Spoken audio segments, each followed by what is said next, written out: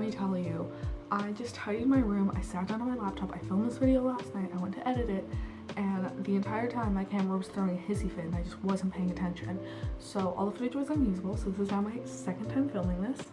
Very fun, I'm very excited. So in this video, I have had a bunch of people in my comment section asking me a bunch of questions about Durham University, so I thought I would compile all of these questions into one video and answer all of your questions about what it's like to attend Durham University. Me like looking down those videos because my laptop is here and I actually wrote like notes and a script for this video because she's a professional queen. I'm gonna put my glasses on. I hate in other YouTubers videos when I can see like a light reflecting their glasses, but for me to be able to read this and not get a headache tonight, I need to be wearing my glasses. So let me pull up these questions. So my first question is, do you have any regrets coming to Durham compared to any other UK or Canadian unis? My path to Durham, if that's what you want to call it, is a little complicated. So I am obviously Canadian, if you can tell from my voice. I'm from Calgary, Alberta, Canada. I know, good Alberta girl. When I was in high school, I only applied to 2 universities. I applied to the University of Calgary, which I ended up getting into and going to for 2 years, and the University of Alberta, which they just like outright declined me, which kind of hurt my ego. Halfway through my first year, COVID happened, everything shut down. My entire second year was online, and then halfway through my second year, I decided to do a year abroad. And I initially was going to go to Oxford Brookes, and we told some family that we have in the UK, and they were like, don't go to Oxford Brookes. Don't know what beef they have with Oxford Brookes, but I decided not applying to go there. I ended up applying to go to Durham, getting into Durham. Here we are. I think when I was first in university, back in Canada, my first year, I really regretted not applying to other Canadian universities. Like, I really wanted to go to UBC, which is the University of British Columbia, University of Victoria, and McMaster, so I kind of regretted not applying to them. I think if I had applied to 2 more universities in Canada and attended them, I wouldn't have come to Durham. And I'm also really glad that I chose Durham for my year abroad because I ended up transferring here, and I do really love it here. I think it's a great place for me to learn how to live away from home. I was gonna say live alone, but I do not live alone, and kind of spread my wings, if that's what you want to say. I think it is a really great environment for that. It's a really long-winded way of me saying, no, I do not regret coming to Durham and not applying to more universities in the UK and Canada. My second question is, do you happen to know any queer students' experiences of the uni, whether the support is sufficient, and if they are too singled out in the crowd? This one is probably unlikely, but if you know of any transitioning students, do you happen to know, could you ask them the ease of accessing gender-affirming care? Now, I don't know any transitioning students. I am not involved in a lot of queer spaces in the university. I identify as bisexual, but I'm just kind of not involved in queer spaces in the university, which is honestly a little bit of a shame, but I did some research for you. So I asked around a little bit. I asked around on like my Instagram and Facebook and stuff, and I found for the most part that Durham is pretty accepting. There's always going to be a few bad apples, which is, there's no nice way of saying that. I don't think there should be any bad apples. You shouldn't be treated poorly because of who you choose to love or how you choose to identify. I know, hot, controversial take. Found personal experiences having a few people that identify as non-binary or transitioning with my classes. I found my profs have been really accepting of that, but I don't know if that's the case for all of the profs. I have heard some horror stories. But anyone that I asked said that there are a lot of LGBTQ plus support groups in Durham, and they offer really great support.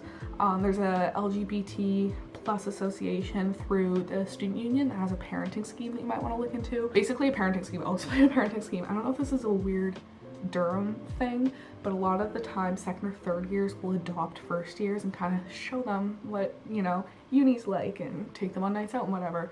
So I guess the LGBT association does that as well, where you'll be adopted by an older, either 2nd, 3rd, maybe post-grad student that will adopt you and show you what Durham is like. There's also specific groups like a trans association, so if you're transitioning, that would be a good place to look. The A Alliance for students that identify as aromantic or asexual, and there's an LGBTQ fashion show that I didn't know about, and now I'm very interested because that sounds amazing. I also checked every college except USANOV because they're only for post-grads, and I found the following have LGBT associations within the college as well, so pardon this very long list. So there's St. Hilde and St. Bede, Collingwood, Grey, Hatfield, John Snow, Josephine Butler, St. Cuthbert's, St. John's, Stevenson, Trevelyan, Castle, and Van Mildred, got there eventually, all have LGBT associations within the college as well, so that could be a great place to look maybe when you're putting in to apply for your colleges. Apply to those ones. I don't know how active all of these are. My only criteria were looking if they had a Facebook or Instagram page and if that page had posted in 2023,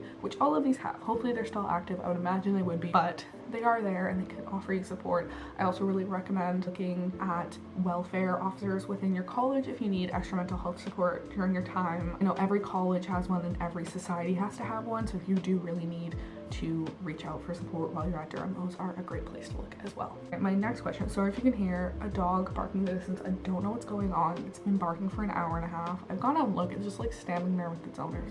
What I wanted to ask about Durham in this case was whether the social life and communities are limited to colleges and the uni society. If so, is that a limiting factor to the variation of activities you can do or want to do? I find in Durham there's a really strong student versus local mindset, which I find kind of sad and it sucks a lot.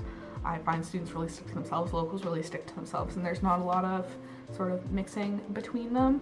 I don't necessarily think that limits anything I would want to do, just because there's so many societies that give you the opportunity to do different things in Durham or even go outside of Durham. I also don't think the collegiate system really limits your options entirely. I think a lot of people make like one friend group in their freshers week and stick with that through their first, second, third year, and I know a few finalists that have stuck with their friend group from freshers and are sick of them. That's not the case for everyone. I know a lot of people that have had one friend group through university and they're super happy, and I love that for them. I just think the forced proximity of first year being in college really forces you to be friends with certain people. I think that joining societies are super important, especially in your first year, just so you can kind of put yourself out there a bit more and find people with more shared interests. You might get put with people in college that have a lot of shared interests, and that'll be great for you, but I know that's not the case for everyone. So going into a society where you have a shared interest of, let's say, crochet society, because that's my only personality trait,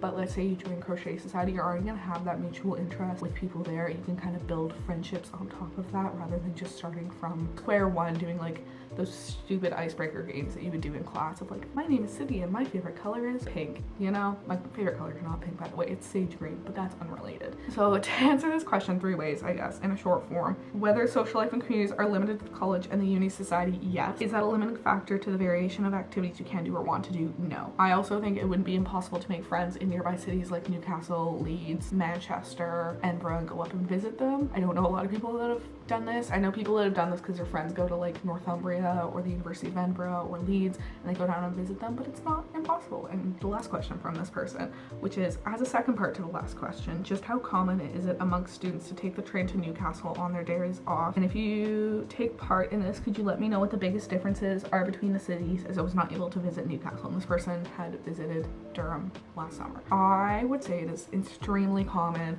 to visit Newcastle on quiet days. I think I go to Newcastle probably once a month. I've gone to concerts in Newcastle, I've gone for nights out in Newcastle, I've gone for meals in Newcastle, I've go for the day just to do some shopping.